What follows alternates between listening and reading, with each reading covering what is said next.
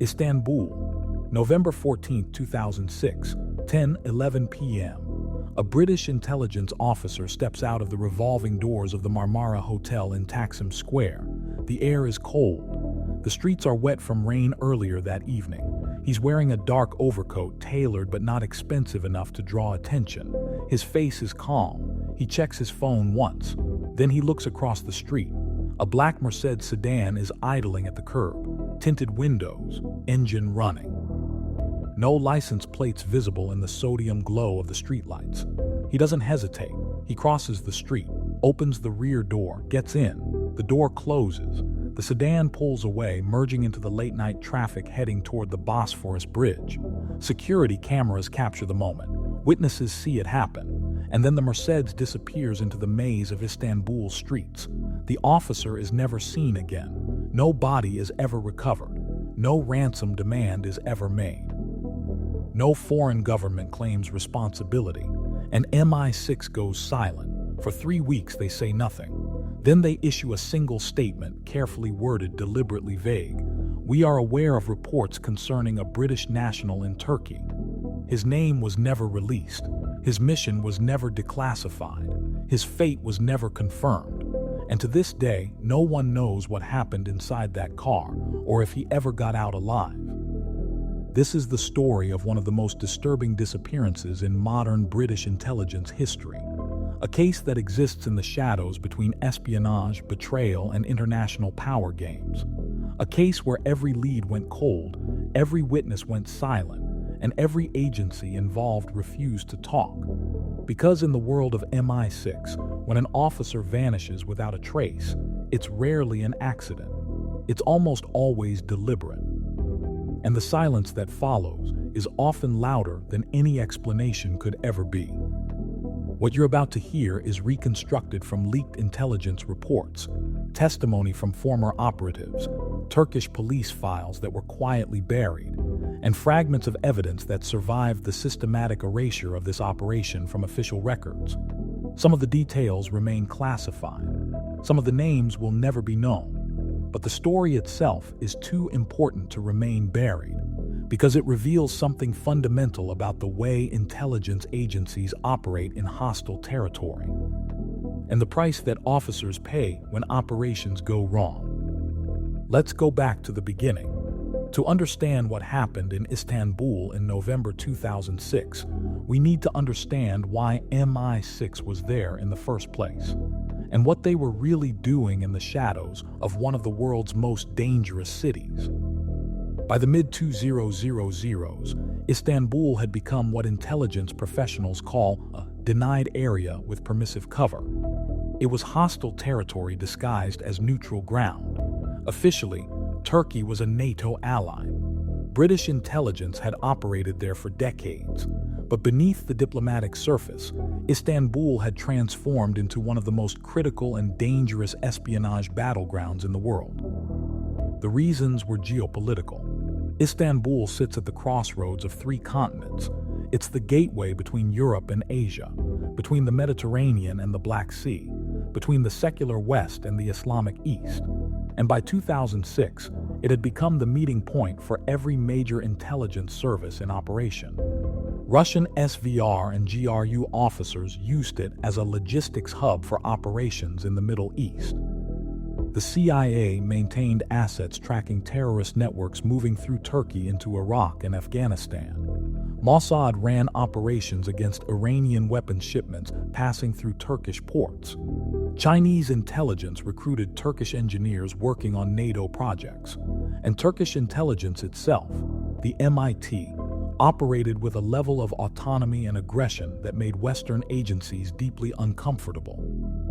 For MI6, Istanbul was essential. It provided access to targets across the region. Russian oligarchs with ties to the Kremlin bought property on the Bosphorus and met with European businessmen in 5-star hotels. Iranian operatives transited through Turkish airports using false documents. Arms dealers brokered weapons sales in private clubs along the waterfront. And all of it happened under the watch of Turkish intelligence, which tolerated foreign operations only as long as they served Turkish interests. The British intelligence presence in Turkey was officially managed through the embassy in Ankara, but the real operational hub was in Istanbul. Officers operated under diplomatic cover as consular staff or trade representatives. They ran networks of local informants. They monitored communications. They tracked financial flows through Turkish banks that laundered money from Russia, Iran, and organized crime syndicates across the Balkans. It was complex work, high-value intelligence, and extremely dangerous. Because Istanbul was also a city where intelligence officers disappeared. In 2003, a French DGSE officer was found dead in his apartment, officially ruled a suicide despite evidence suggesting otherwise. In 2004, a CIA contractor vanished after meeting a Turkish source and was later discovered in a Syrian prison, transferred quietly without acknowledgement. In 2005, a German BND officer was declared persona non grata and expelled after MIT discovered he'd been running an unauthorized surveillance operation against Turkish military officials. The message was clear. Foreign intelligence agencies could operate in Istanbul, but only within limits, and those limits were enforced. MI6 knew the risks. They'd been operating in Turkey since the Cold War. They understood the environment, but by late 2005, they were running an operation that pushed those limits further than they'd gone before. An operation that required an officer to work under non-official cover, no diplomatic immunity, no official acknowledgement if something went wrong. Just a false identity, a carefully constructed cover story, and the understanding that if he was compromised, MI6 would deny his existence. His name was never officially released. For the purposes of this story, we'll refer to him as Officer 7, a designation used in leaked intelligence communications from the period. He was in his late 30s, fluent in Turkish and Russian, experienced in Middle Eastern operations, and he'd been selected for a high-risk mission that would bring him into contact with some of the most dangerous individuals operating in Istanbul's criminal underworld. The mission revolved around a Turkish national we'll call Kemal. That's not his real name. His identity remains classified. But according to fragments from intelligence reports and testimony from former MI6 officers, Kemal was a mid-level arms dealer with connections that reached far beyond Turkey's borders. He brokered weapons sales between Eastern European suppliers and buyers in conflict zones across the Middle East. Assault rifles from Ukraine, ammunition from Bulgaria, night vision equipment from decommissioned NATO stockpiles. He didn't care who bought them. Hezbollah, Kurdish separatist groups, Iraqi militias, Chechen rebels. As long as the price was right, the weapons moved. But Kemal wasn't just an arms dealer. He was also an informant, and that made him valuable. He'd been providing information to Turkish intelligence for years. Low-level intelligence, names of buyers, shipping routes, enough to keep MIT happy but not enough to disrupt his business. It was a common arrangement. Turkish intelligence tolerated certain criminal activities as long as they maintained access to the networks involved, and Kemal understood the game. What made him interesting to MI6 was his Russian connection. By 2005, Kemal had begun working with a Russian national who intelligence agencies believed was an officer with the GRU, Russian military intelligence. The Russian used the alias Victor. He operated out of Istanbul and traveled frequently to Moscow, Damascus, and Tehran. He was suspected of coordinating weapons transfers to Hezbollah in southern Lebanon and to Syrian military units. And he was doing it through Kemal. MI6 wanted access to Victor. They wanted to know what weapons were moving, who was buying them, where they were going. And ultimately, they wanted to disrupt the pipeline. But Victor was untouchable. He operated under diplomatic cover at the Russian consulate in Istanbul. He couldn't be surveilled openly. He couldn't be approached directly. The only way to get close was through Kemal. And the only way to recruit Kemal was to offer him something Turkish intelligence couldn't: money, protection, and a way out if things went wrong. That's where Officer 7 came in. Officer 7 arrived in Istanbul in May 2006. He entered Turkey on a British passport under his cover identity, a consultant for a European energy firm conducting feasibility studies on natural gas pipeline projects in the region. The cover was solid. The company existed. It had offices in London and Brussels. It had legitimate contracts. Officer 7 had a complete backstory, university records, employment history, social media presence. Everything designed to withstand scrutiny if anyone checked. He rented an apartment in Beyoğlu, a trendy district north of the Golden Horn, popular with expatriates and young professionals.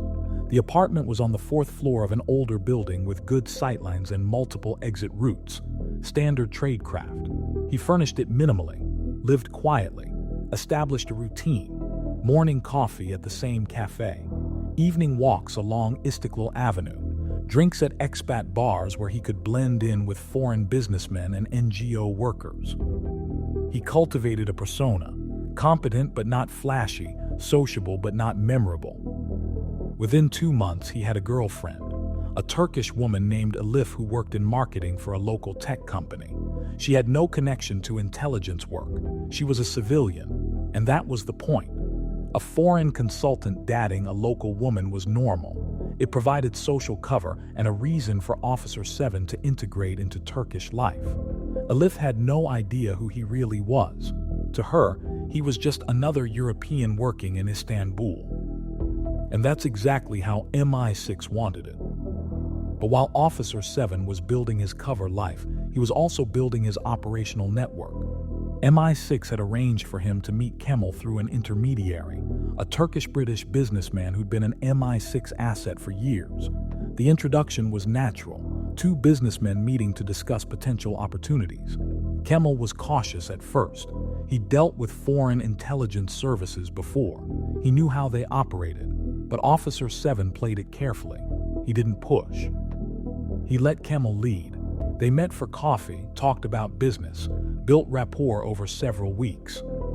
The breakthrough came in late July. Officer 7 mentioned, casually, that his company was looking for security consulting services for pipeline projects in eastern Turkey. Kurdish separatist activity in the region made security a concern. Kemal, sensing an opportunity, mentioned that he had contacts who could provide both intelligence on local threats and physical security if needed. It was exactly the opening Officer 7 needed, because now they had a reason to meet regularly, to exchange information, to build trust. Over the next 3 months, Officer 7 and Kemal met at least twice a week, always in public places. Cafes near Taksim Square, restaurants in Karakuri, hotel bars overlooking the Bosphorus. Officer 7 would ask questions about security situations in eastern Turkey. Kemal would provide information, some of it useful, most of it vague. But gradually, the conversation shifted. Officer 7 began asking about Kemal's other business interests, about his connections, about the people he worked with. And then in late September, Officer 7 mentioned Victor. He didn't use the Russian's name. He simply asked if Kemal knew anyone with access to Russian military surplus equipment. Buyers in Iraq were interested, he said. High-end optics, communications gear. Kemal went quiet. The question hung in the air for several seconds. Then Kemal said he might know someone, but it would take time, and it would be expensive. Officer 7 didn't push. He said he understood. They moved on to other topics, but the seed had been planted. And 2 weeks later, Kemal brought it up again. He said he had a contact, a Russian, someone who could provide what Officer 7's buyers needed, but the Russian was careful. He didn't meet with strangers. If Officer 7 wanted an introduction, Kemal would need assurances, financial assurances. MI6 authorized a payment, 50,000 euros, transferred to an account in Cyprus that Kemal controlled. It was presented as a consultation fee, standard business practice. But both men knew what it really was. It was recruitment money, and Kemal had accepted it. Once the money was transferred, Kemal became more forthcoming. He began providing detailed information about Victor's operations. The Russian was coordinating weapons shipments from Eastern Europe through Turkey into Syria and Lebanon. The weapons were purchased by front companies in Bulgaria and transported by truck through Turkish border crossings. Turkish customs officials were bribed to look the other way. Once inside Turkey, the shipments were transferred to Syrian trucks and moved south through the border, crossing at Silivriogorsk. From there, they went to Damascus and eventually to Hezbollah units in southern Lebanon. The intelligence was gold. MI6 shared it with the CIA and with Israeli intelligence. It confirmed what they'd suspected but couldn't prove, that Russia was actively arming Hezbollah through Turkish territory and that Turkish officials were complicit. The implications were significant. If Turkey was knowingly allowing weapons to flow to a terrorist organization, it violated NATO agreements and undermined the alliance's credibility. But proving it would require more than Kemal's word. It would require documentation, serial numbers, shipping manifests, bank records. Officer 7 began pushing Kemal for more. He asked about specific shipments, dates, quantities, payment methods. Kemal provided some information but held back on the most sensitive details. He was still playing both sides, still providing enough to keep MI6 happy but not enough to fully burn his relationship with Victor and Turkish intelligence. And then something changed.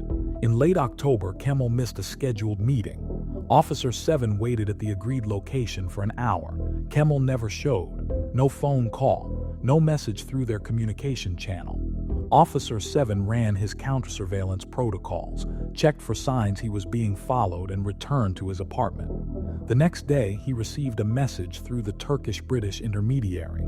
Kemal wanted to meet, but not at their usual locations. He wanted to meet at a hotel in Taksim, the Marmara Hotel, and he wanted to meet soon. Officer 7 reported the request to his MI6 handlers in London. They ran the risk assessment. A change in meeting location was always a red flag. It suggested either that Kemal was under pressure or that he'd been compromised. The handlers ran signals intelligence checks. They looked for any indication that Turkish intelligence or Russian surveillance teams were aware of Officer 7's real identity. Nothing came back, but that didn't mean he was safe. In denied areas, the absence of evidence is not evidence of absence. The handlers gave Officer 7 three options. Walk away. The operation could be shut down. He could be extracted within 48 hours. Second option, postpone the meeting. Tell Kemal he was traveling for business and reschedule for 2 weeks later. That would buy time to run additional checks. Or third option, go to the meeting but with full counter-surveillance support. MI6 would deploy a surveillance team. They'd watch the hotel, monitor communications. And if anything went wrong, they'd extract him immediately. Officer 7 chose option 3. He said Kemal sounded desperate. If they didn't meet soon, the source might disappear entirely. And if Victor suspected Kemal was compromised, the entire operation would collapse. The handlers agreed, but they imposed strict conditions. Officer 7 would wear a covert listening device. He would check in every 30 minutes, and if he missed a single check-in, the extraction team would move immediately. The meeting was scheduled for November 14th, 10:00 p.m. Officer 7 spent the day of November 14th following his normal routine. He went to his office, made phone calls, sent emails related to his energy consulting cover. In the afternoon, he met Alif for coffee. She later told investigators he seemed distracted but not worried. They made plans for the weekend. He said he had to meet a business contact that evening but would be back by midnight. She never saw him again. At 7:00 p.m., Officer 7 returned to his apartment. He prepared for the meeting. He activated the covert listening device embedded in his belt. It was a short-range transmitter that would broadcast to a receiver in a surveillance van positioned within 300 meters of the hotel. He checked his phone, confirmed the encrypted messaging app was functioning, and he went over his mental checklist. Exit routes from the hotel, counter-surveillance indicators, code words that would signal distress to the surveillance team. At 8:30 p.m., he left his apartment. He took a taxi to Taksim Square, paid in cash and walked the final 2 blocks to the Marmara Hotel. Standard tradecraft. Never let a taxi driver drop you directly at your destination. He arrived at the hotel at 9:45 p.m., 15 minutes early. He entered through the main lobby and walked to the lounge area on the ground floor. The surveillance team, positioned in a white van parked across the street, confirmed visual contact. Officer 7 appeared calm. He ordered coffee, checked his phone, waited. 10:00 p.m. came and went. Kemal didn't show. Officer 7 sent a check-in message through his encrypted phone. The message was received by the MI6 operations center in London. Contact late, standing by. The surveillance team maintained their position. They swept the street for signs of hostile surveillance. Nothing unusual, just normal foot traffic, tourists, locals, taxis pulling up to the hotel entrance. At 10:03 p.m., Officer 7 made a phone call. The surveillance team intercepted the transmission. He was calling the Turkish-British intermediary. The conversation was brief, less than 30 seconds. Officer 7 asked if the intermediary had heard from Kemal. The intermediary said no. He promised to make calls and find out what was going on. Officer 7 ended the call. He sat back in his chair. He was still calm, still waiting. At 10:11 p.m., Officer 7 stood up. He placed cash on the table to cover his coffee and walked toward the lobby exit. The surveillance team radioed his movement. They expected him to leave and return to his apartment. Standard abort protocol when a contact doesn't show. But instead of hailing a taxi or walking away from the hotel, Officer 7 did something unexpected. He crossed the street, directly toward a black Mercedes sedan that had been idling at the curb for the past 8 minutes. The surveillance team's audio logs from that night were later leaked to a British investigative journalist. The transcripts reveal confusion and escalating tension as they watched Officer 7 approach the Mercedes. The team leader radioed London immediately. Target is approaching an unknown vehicle. Black Mercedes sedan, tinted windows, no plates visible. Request guidance. London's response: maintain observation. Do not intervene unless target signals distress. Officer 7 reached the Mercedes. He paused for a moment at the rear passenger door. Then he opened it and got inside. The door closed. The surveillance team had clear visual. One officer recorded video on a handheld camera. The Mercedes remained stationary for approximately 12 seconds. Then it pulled away from the curb, merged into traffic, and turned left toward the Bosphorus Bridge. The surveillance team attempted to follow, but Istanbul traffic is dense and chaotic, even late at night. Within minutes, they lost visual contact. The Mercedes had disappeared into the maze of streets leading toward the Asian side of the city. The team leader radioed London. "We've lost him. Vehicle heading toward Bosphorus crossing. No plates captured. Request instructions." London's response was immediate. "Activate contingency protocol. Full citywide alert. Contact Turkish liaison immediately." But there was a problem. Officer 7's listening device had gone silent the moment he entered the Mercedes. Either it had been disabled or the car was equipped with signal jamming equipment. Either way, MI6 had no audio, no tracking, no way to know where he was going or what was happening inside that car. For the next 6 hours, MI6 ran emergency protocols. They pinged Officer 7's phone. No signal. They activated backup communication channels. No response. They contacted the Turkish-British intermediary and told him to reach out to Kemal immediately. The intermediary tried. Kemal's phone was off. They sent officers to Kemal's apartment. No one answered. They checked his known business locations. Nothing. By 6:00 a.m. on November 15th, it was clear something catastrophic had happened. Officer 7 had been missing for nearly 8 hours. His girlfriend Alif called his phone repeatedly. No answer. She contacted the British consulate to report him missing. The consulate took the report but gave no indication they knew who he really was. And then MI6 made the decision that would define the entire case. They shut it down. They pulled every officer out of Istanbul. The surveillance team was evacuated by midnight on November 15th. The Turkish-British intermediary was extracted within 48 hours, and every MI6 asset in the city was instructed to go dark immediately. Within 1 week, the British intelligence presence in Istanbul had been reduced to zero. It was a complete collapse, a full retreat. And it told everyone in the intelligence community that something had gone very, very wrong. Turkish police opened a missing persons investigation on November 16th after Elif filed her report. They interviewed hotel staff at the Marmara. They reviewed security footage, and they confirmed what the MI6 surveillance team already knew. Officer 7 had left the hotel and entered a black Mercedes sedan with tinted windows at 10:11 p.m. on November 14th. They collected descriptions from witnesses. A hotel doorman said he'd seen the car arrive about 10 minutes before Officer 7 left. He thought it was waiting for a guest. A street vendor selling roasted chestnuts across the street said he'd noticed the car because it had no front license plate, which was unusual. Turkish investigators ran the description through traffic camera databases. They found nothing. The Mercedes had either avoided major intersections with cameras or its plates had been removed or obscured deliberately. They checked vehicle registration records for black Mercedes sedans in Istanbul. There were thousands. Without a plate number or VIN, it was impossible to narrow down. They also attempted to track Officer 7's phone.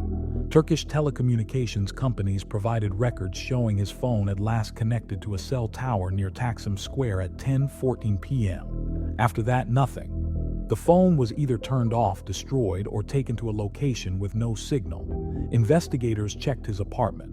Nothing was disturbed. His passport was there, his clothes, his laptop.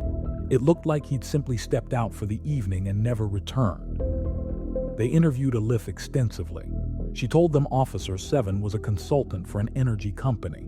She provided his business card. She said he'd been in Istanbul since May. She described him as quiet, professional, sometimes secretive about his work, but never in a way that seemed suspicious. She said he'd never mentioned feeling threatened or being followed. The last time she saw him, he'd seemed normal, maybe slightly distracted, but not afraid. Turkish police also attempted to locate Kemal. They visited his apartment. He wasn't there. They contacted his known associates. No one had seen him. His phone remained off. And then on November 20th, Kemal's body was found in a dumpster in the Ayup district on the northern outskirts of Istanbul. He'd been shot twice in the back of the head, execution style. The body had been there for at least 3 days, possibly longer. The area was industrial, few witnesses. No security cameras nearby. The murder investigation went nowhere. No suspects were identified.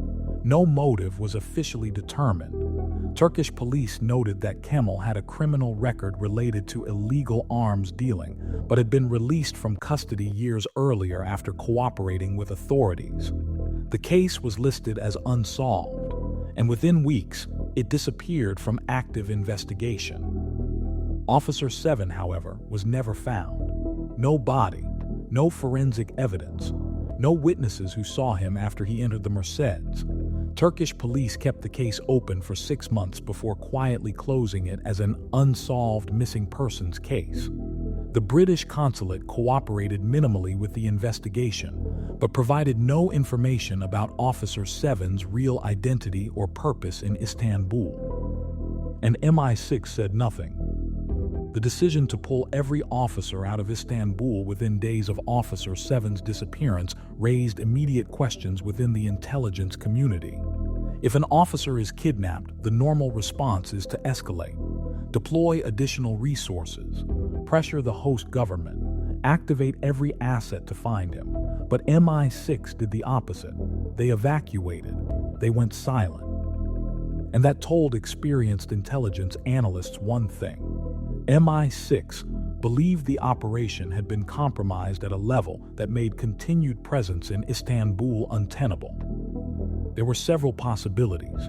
The first and most obvious was that Turkish intelligence had discovered Officer 7's real identity and Kemal's role as an MI6 informant. In this scenario, Turkish authorities allowed the operation to continue under surveillance until they had enough evidence to justify action. Then they either arrested Officer 7 and Kemal, or they handed them over to a third party. Kemal's execution-style murder suggested punishment for betrayal. And Officer 7's disappearance suggested he'd been taken into custody by an intelligence service with no intention of releasing him. The second possibility was Russian involvement. If Victor had suspected Kemal was working for British intelligence, he could have reported it to his GRU handlers. Russian intelligence had a long history of eliminating informants and kidnapping foreign officers operating in their sphere of influence. In this scenario, the Black Mercedes was a Russian operation.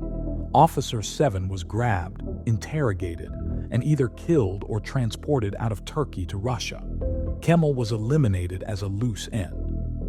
The third possibility was the darkest: betrayal from within. Someone inside MI6 or a partner intelligence agency had leaked information about the operation, either deliberately or through poor operational security.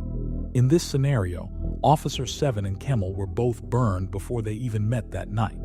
The entire meeting was a trap designed to capture Officer 7 and eliminate the operation.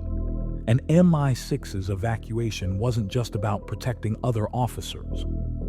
It was about covering up an internal failure. Former MI6 officers who have spoken anonymously about the case lean toward the first possibility. They believe Turkish intelligence discovered the operation and coordinated with Russian intelligence to neutralize it. One former officer told a British journalist in 2012, "Istanbul is MIT's city. They know everything that happens there. If they didn't know about Officer 7 from the beginning, they certainly knew by the end." And when they found out, they had a choice: expose it publicly and damage relations with Britain, or handle it quietly and send a message. They chose the second option. But regardless of which scenario is true, the result was the same. Officer 7 vanished, Kemal was killed, and MI6 lost its entire operational network in Istanbul. The British government never publicly acknowledged Officer 7's disappearance. The Foreign Office statement on December 4, 2006 was carefully worded to avoid confirming he was an intelligence officer. "We are aware of reports concerning the welfare of a British national in Turkey and are in contact with local authorities." That was it. No follow-up, no press conference, no diplomatic pressure on Turkey to investigate. Behind the scenes, however, the situation was more complicated. According to leaked diplomatic cables, the British ambassador to Turkey met with senior MIT officials in late November 2006. The meeting was classified. No official record was released, but sources close to the ambassador's office told journalists that the British demanded answers about Officer 7's whereabouts. Turkish officials reportedly denied any knowledge of his disappearance. They pointed to the ongoing police investigation and suggested Officer 7 may have been the victim of a criminal kidnapping or had left Turkey voluntarily. The Russians also denied involvement. When British officials approached their counterparts at the Russian embassy in Ankara, they were told that Russia had no information about a missing British national and suggested that Britain should focus its inquiries on Turkish authorities. It was diplomatic stonewalling. Everyone denied everything. The political fallout was mostly internal, within MI6. The case became a symbol of the risks of non-official cover operations in denied areas. Training protocols were updated. Risk assessments became more stringent. And for years afterward, officers volunteering for NOC assignments were shown Officer 7's case as an example of what could go wrong when operational security failed. Relations between MI6 and Turkish intelligence were severely damaged. For nearly 3 years, cooperation between the two agencies was minimal. Joint operations were suspended. Intelligence sharing was limited to the most basic information. It wasn't until 2009, after a change in Turkish government, that relations began to normalize. But even then, MI6 never re-established the kind of presence in Istanbul they'd maintained before November 2006.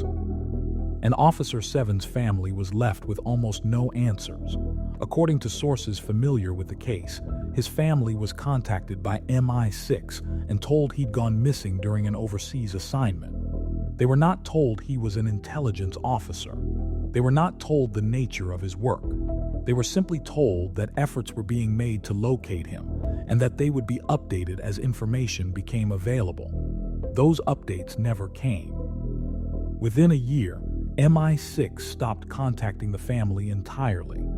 They were left to assume their son or brother or husband had died somewhere in Turkey under circumstances the government would never explain. Elif, Officer 7's girlfriend, learned the truth from journalists who contacted her months after his disappearance. She was devastated. She'd believed he was exactly who he claimed to be, a consultant working on energy projects. She'd had no idea he was an intelligence officer running a dangerous operation. She left Istanbul shortly after and refused all further media requests. In interviews given in 2007, she said simply, "He lied to me about everything. I thought I knew him. I didn't know him at all." In the absence of official answers, theories about Officer 7's fate have circulated within intelligence circles for years. Some are based on evidence. Others are speculation. But all of them paint a picture of an operation that went catastrophically wrong. This theory holds that MIT discovered Officer 7's real identity and Kemal's role as an informant, rather than arrest them publicly, which would have caused a diplomatic incident with Britain. MIT decided to handle the situation quietly. They arranged for both men to be picked up on the night of November 14th. Kemal was executed as punishment for betraying Turkish intelligence. Officer 7 was interrogated for information about other MI6 operations in Turkey, then either killed or imprisoned in a secret facility. His body was never recovered because MIT wanted to maintain plausible deniability. Evidence supporting this theory includes the fact that Kemal had been a Turkish intelligence informant for years before being recruited by MI6. MIT would have been monitoring him closely. If they discovered he was working for a foreign intelligence service, it would have been seen as a severe betrayal. The execution-style murder fits the pattern of how MIT has dealt with traitors in the past. And the fact that Turkish authorities closed the investigation quickly suggests they already knew what happened and had no interest in pursuing it further. This theory suggests Victor, the Russian GRU officer Kemal had been working with, suspected Kemal was compromised. He reported his suspicions to Moscow. Russian intelligence decided to eliminate both the source and the British officer running him.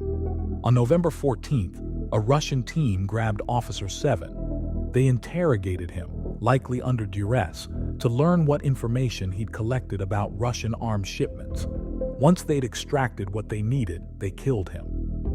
His body was disposed of in a location where it would never be found. Kemal was killed separately, possibly by Turkish organized crime figures working with Russian intelligence.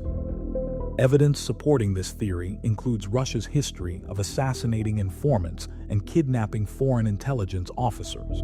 The GRU has conducted similar operations in Turkey, Georgia, and other countries on Russia's periphery.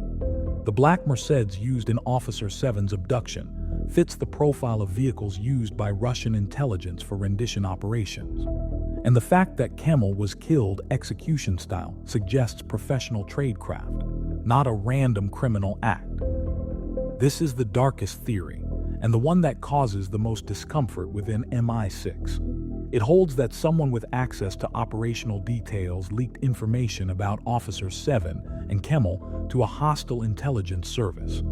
The leak could have been intentional, by a mole inside MI6 or a partner agency, or it could have been unintentional through compromised communications or poor operational security.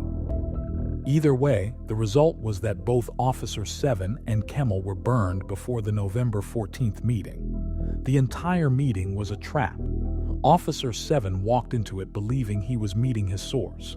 Instead, he was captured by hostile operatives who already knew his identity and mission. Evidence supporting this theory is circumstantial but troubling. The timing of Kemal's request to meet at an unusual location. The fact that Officer 7 was picked up by a vehicle that appeared to be waiting for him specifically. The coordinated nature of both disappearances happening on the same night. And MI6's rapid evacuation of Istanbul, which suggests they believed the entire operation had been compromised at a level that endangered every officer in the country. If this theory is true, it means MI6 had a security breach that directly led to Officer 7's death, and the agency's refusal to discuss the case publicly might be less about protecting operational secrets and more about covering up an internal failure that resulted in an officer's murder. This theory is the least popular within intelligence circles, but it can't be entirely dismissed. It holds that Officer 7, for reasons known only to him, decided to defect. He'd been under deep cover for months, living a double life, running a dangerous source, under constant stress. Perhaps he'd been recruited by Russian intelligence. Perhaps he'd fallen in love with Alif and wanted to disappear with her. Perhaps he'd simply had enough of the life and decided to walk away. In this scenario, the Black Mercedes was prearranged. Officer 7 got in willingly. He was driven to a pre-planned location where he assumed a new identity and vanished. Evidence supporting this theory is weak. Officer 7 gave no indication to handlers that he was unhappy or considering defection. His communications were normal. His behavior showed no signs of the psychological stress that typically precedes defection. And the murder of Kemal doesn't fit this narrative.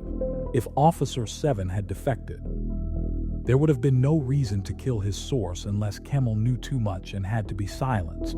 But even then, the timing doesn't work.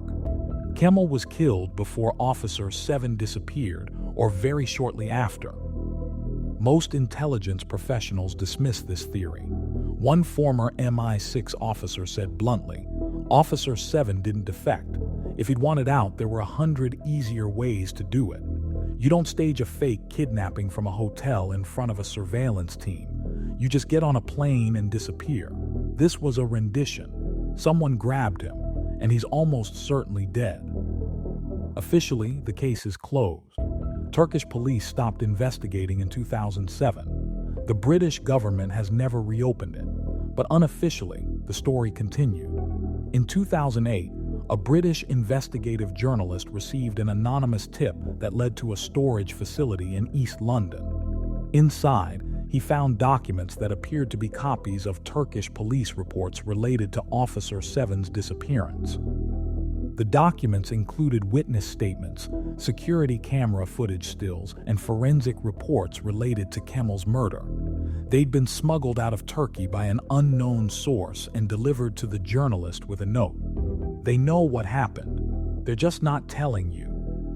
The journalist published a series of articles in 2009 detailing the case.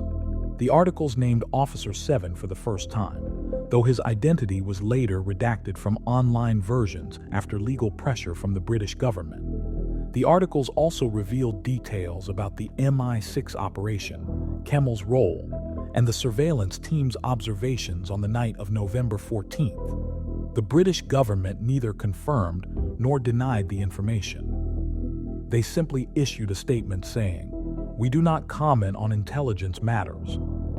In 2012, another development. A former Turkish intelligence officer, retired and living in Germany, gave an interview to a German magazine. He claimed that MIT had been aware of Officer 7's real identity for weeks before his disappearance. He said Turkish intelligence had been monitoring the officer and Kemal, and that they'd coordinated with a foreign partner agency to neutralize the operation. He didn't name the partner agency, but he strongly implied it was Russia. He said both Officer 7 and Kemal had been handled appropriately according to the situation. When pressed on what that meant, he refused to elaborate. Turkish authorities denied his claims and said he was a disgruntled former employee with no credible information. In 2015, A Russian journalist investigating GRU operations in Turkey claimed to have spoken with a source who admitted that Russian intelligence had dealt with a British problem in Istanbul in 2006. The source wouldn't provide details, but he suggested that Officer 7 had been interrogated and killed, and that his body had been disposed of at sea. The journalist couldn't verify the claim, and no evidence was ever produced. But the story circulated within intelligence circles and added weight to the theory of Russian involvement. And then in 2018, something strange happened. A British tourist visiting Istanbul posted a photograph on social media. The photo showed a memorial plaque on a bench overlooking the Bosphorus. The plaque had no name. It simply read, "For those who serve in silence and are lost in shadow, 2006. No one knew who had placed it there. No organization claimed responsibility." But intelligence community forums lit up with speculation that it was a covert memorial to Officer 7, placed by former colleagues or someone who knew what had happened. Turkish authorities removed the plaque within days. They said it was unauthorized and had no official significance. But the image had already spread online. And for many people following the case, it was the closest thing to acknowledgement that Officer 7 had died in Istanbul and that someone, somewhere, remembered. Beyond the geopolitical chess game and the intelligence theories, this case is ultimately about a human being who disappeared without a trace. Officer 7 was someone's son, possibly someone's brother or husband. He trained for years to do a job most people will never know exists. He'd volunteered for a mission that required him to lie to everyone around him, to build a false life, to risk everything in pursuit of intelligence that his government deemed critical to national security. And when things went wrong, he had no one to call, no embassy to run to, no official protection. He'd signed up for a non-official cover assignment knowing that if he was compromised, the government would deny he existed. And that's exactly what happened. He vanished, and the government went silent. This is the reality of intelligence work that doesn't appear in movies or television shows. It's not glamorous. It's not heroic in any traditional sense. It's lonely, dangerous work conducted in the shadows by people who accept that if they fail, they might simply cease to exist in any official capacity. Their families might never know what happened to them. Their names might never appear on a memorial. They become ghosts, lost in the machinery of state secrecy. Elif, Officer 7's girlfriend, said it best in her 2007 interview. "He made me fall in love with someone who didn't exist, and when he disappeared, I realized I'd been alone the entire time. He was always somewhere else, always pretending, and now he's just gone, like he was never real at all." That's the price of deep cover operations.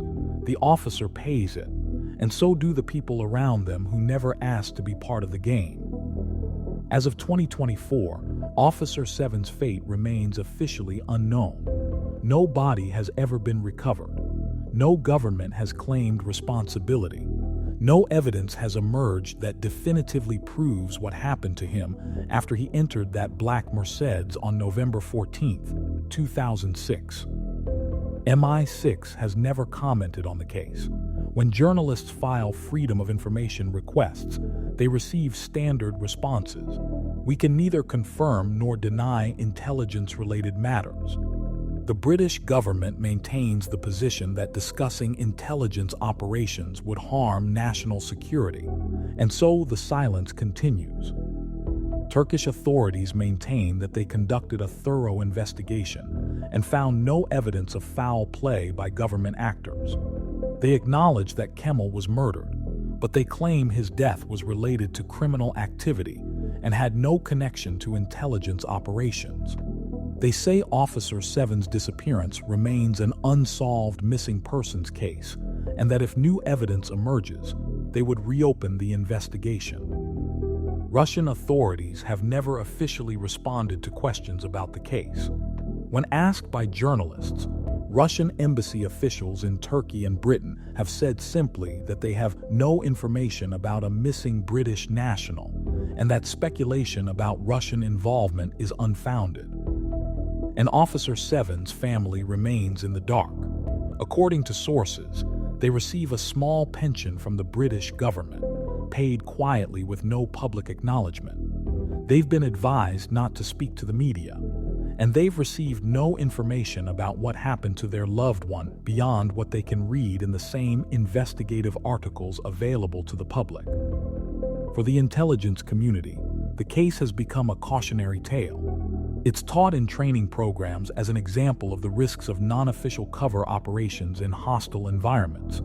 It's studied by security analysts as a case study in operational compromise, and it's whispered about in the corridors of MI6 headquarters as a reminder that some missions end not with successful extraction or intelligence victories, but with silence and unanswered questions. So what really happened to the MI6 agent who vanished in Istanbul? Was he kidnapped by Turkish intelligence and executed as punishment for running an operation on their territory? Was he grabbed by Russian operatives, interrogated for information about British operations, and then killed to send a message? Was he betrayed by someone within his own organization, burned before he even knew the operation was compromised? Or is there another explanation we haven't considered? A possibility that remains buried in classified files we'll never see. We may never know the truth, because in the world of intelligence, the deepest secrets aren't always the ones about operations or targets. Sometimes the deepest secrets are about what happens when operations fail, when officers are lost, when governments decide that silence serves their interests better than truth. Officer 7 walked out of a hotel in Istanbul on a cold November night in 2006. He got into a car, and he was never seen again. His mission remains classified, his fate remains unknown, and his name remains a secret the British government refuses to release. 18 years later, the Black Mercedes is still out there in the archives of unsolved cases. The surveillance footage still exists somewhere in MI6's files. The truth is locked away behind layers of classification and official denial. And somewhere, perhaps in an unmarked grave or at the bottom of the Bosphorus, or in a Russian prison no one admits exists, Officer 7's story ended in a way his family will never know. This is the price of secrets. This is the cost of intelligence work. And this is what happens when an operation goes dark and a government decides that some truths are too dangerous to tell. What do you think happened to Officer 7?